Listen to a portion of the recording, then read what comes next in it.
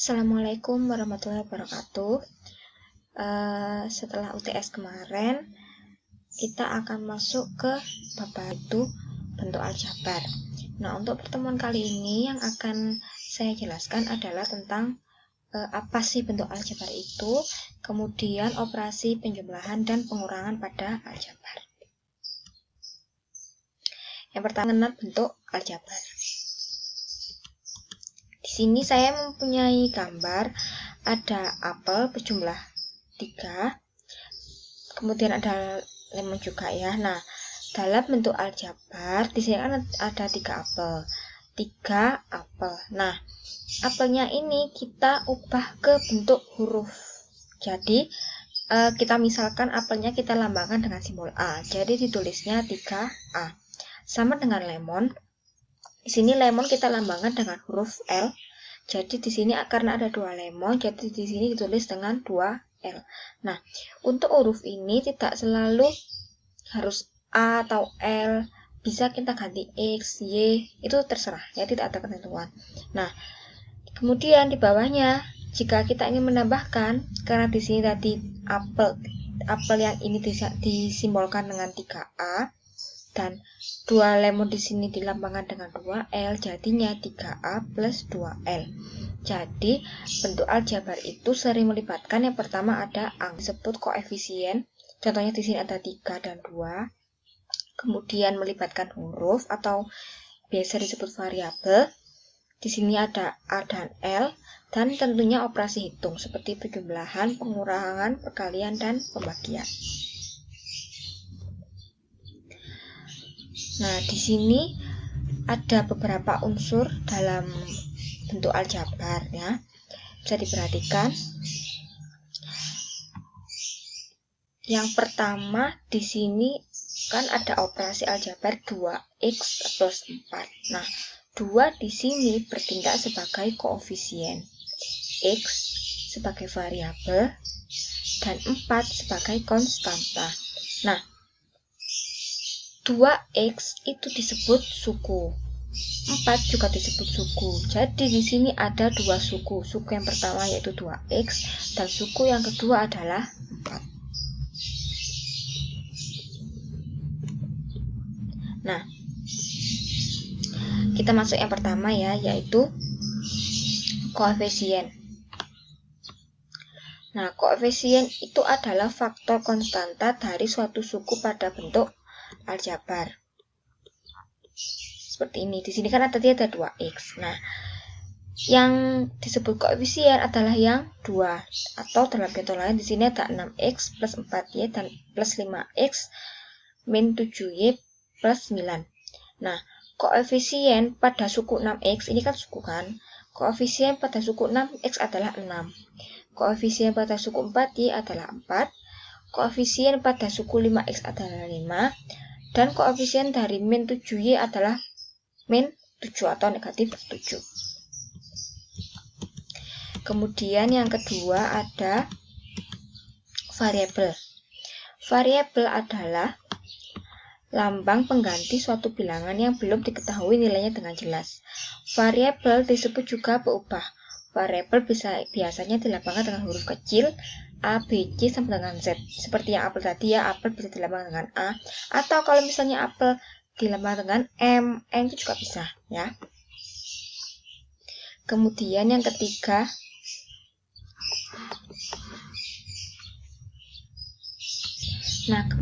ketiga, ada konstanta. Konstanta adalah suku dari suatu bentuk aljabar yang berupa bilangan dan tidak memuat variabel. Jadi, seperti sini kan 2x plus 4. Nah, yang 4 ini kan tidak memuat variabel ya, tidak memuat huruf. Jadi, itu adalah yang disebut dengan konstanta. Kemudian kita masuk ke faktor suatu bentuk aljabar. Jadi aljabar itu juga mempunyai faktor seperti bilangan yang lain. Adalah bentuk aljabar lain yang dapat membagi habis bentuk aljabar tersebut. Contohnya di sini kan saya ada bentuk aljabar 3A atau 3 dikali A. Maka 3A itu memiliki faktor yaitu 3 dan A. Nah, 3 di sini disebut faktor angka atau disebut juga koefisien dari A, sedangkan A disebut sebagai faktor huruf atau variabel. Jadi kalau 3 disebut faktor angka, yang A disebut faktor huruf. Jadi kalau angka disebut faktor angka, kalau huruf disebut sebagai faktor huruf. Nah, kemudian kita masuk ke bentuk aljabar adalah suatu kalimat matematika yang melibatkan angka, konstanta, huruf, variabel atau dan pengerjaan hitungnya. Jadi memuat 3 ya. Yang pertama adalah angka atau konstanta, huruf atau variabel, dan operasi hitungnya. Yang pertama contohnya 2x min 8.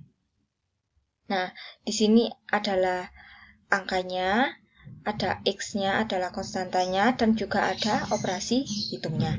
Nah, bentuk aljabar yang memiliki satu suku disebut monomial. Nanti untuk suku akan saya jelaskan lagi di belakang ya. Bentuk aljabar yang memiliki 2 suku disebut binomial, yang memiliki 3 suku trinomial, dan yang memiliki lebih dari 3 suku disebut multinomial. Nah, ini adalah suku.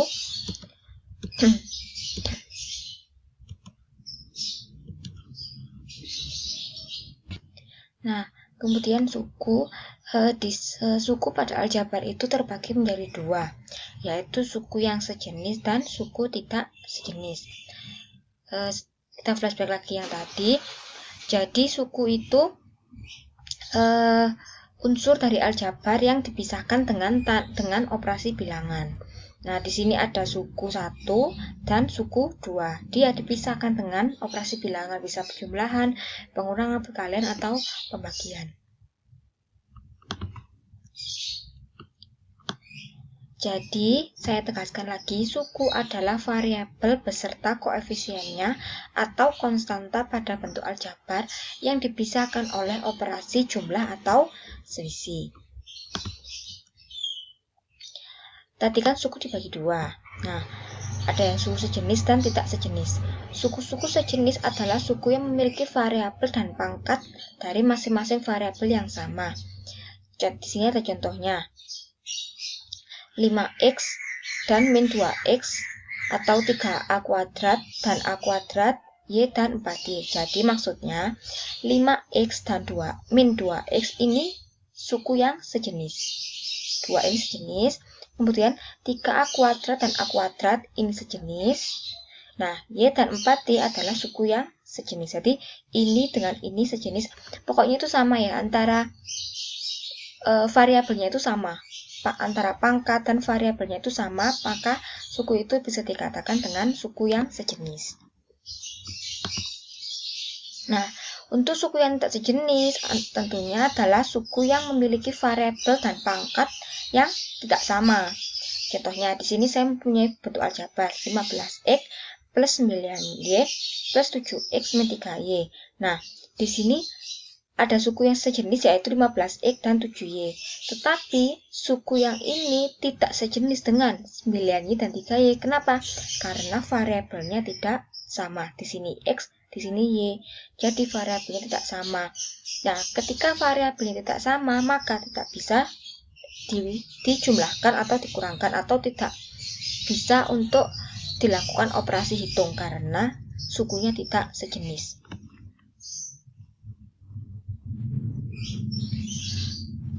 Kemudian di sini ada penjelasan lain.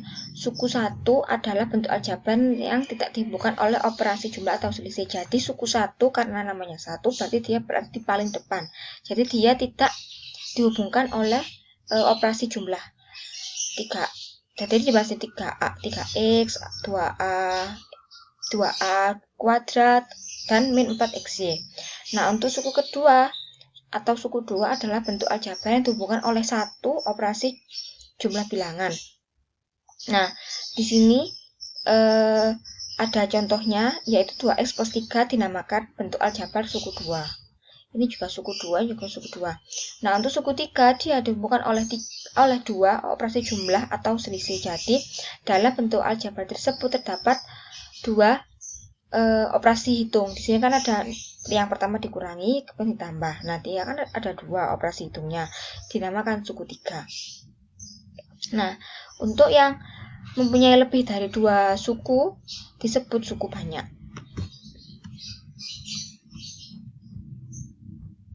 Nah, kemudian bentuk aljabar dalam masalah sehari-hari di sini ada contoh. Bu Ilma adalah seorang pengusaha kue. Suatu ketika Bu Ilma mendapat pesanan berbagai macam kue dalam jumlah yang banyak. Bahan yang harus dibeli Bu Ilma adalah 2 kantong tepung, sekarung kelapa, dan 5 kerat telur. Nyatakan semua bahan yang dibeli Bu Ilma dalam bentuk aljabar. Jadi, kita harus menyatakan bahan-bahan yang tadi dalam bentuk aljabar. Nah, yang tadi kan, di sini kan masih dalam bentuk kalimat. Nah, di sini kita harus mengubahnya ke dalam bentuk aljabar. Untuk mempermudah, saya sudah membuat tabel. Yang pertama ada bahannya kantong tepung. Di sini saya memisalkan variabel kantong tepung itu X, tapi ini tidak harus X ya. Bisa kalian ganti A atau B, M, N, terserah.